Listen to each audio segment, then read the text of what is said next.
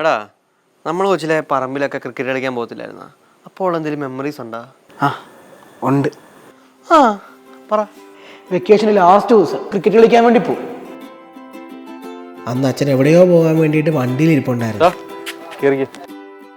5 minute കട വരെ പൊട്ടിപ്പിക്കണം. അങ്ങനെ 5 മിനിറ്റ് ഇപ്പോൾ വരാമെന്നും പറഞ്ഞ് അച്ഛനെ വിളിച്ചോണ്ടു പോകും.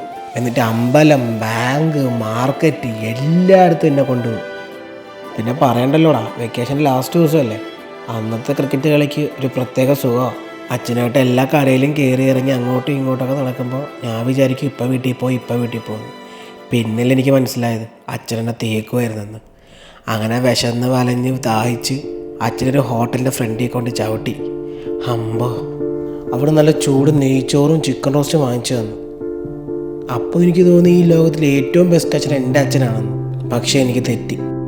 അച്ഛനെന്നെ വീണ്ടും തേച്ച് പിന്നെ എന്നെ എവിടേക്കോ കൊണ്ടുപോയി. ഇതെല്ലാം കഴിഞ്ഞ് വീട്ടിൽ ചെന്നപ്പോൾ സന്ധ്യയാടാ. അപ്പോഴും ചെറിയൊരു പ്രതീക്ഷ ഉണ്ടായിരുന്നു കളിക്കാൻ പോകാൻ പറ്റുമെന്ന്. ഞാൻ സാധനങ്ങളെ കൊണ്ട് അകത്ത് വെച്ചിട്ട് ബാറ്റിലെടുക്കാൻ വേണ്ടി വരുമായിരുന്നു. അപ്പോൾ അച്ഛൻ പുറകിൽ നിന്നൊരു ഡയലോഗ് അടിച്ചു. പഠിക്കണം, നാളെ ക്ലാസ് ഉണ്ട്, കളിക്കാൻ തുടങ്ങുന്നത്. ഞാൻ അതും കൂടെ കിടപ്പുണ്ടല്ലോ, തകർന്നു പോടാ. ലാസ്റ്റ് ദിവസം കൂട്ടുകാരന്മാരൊക്കെ പോയി, ഞാൻ മാത്രം ഇങ്ങനെ.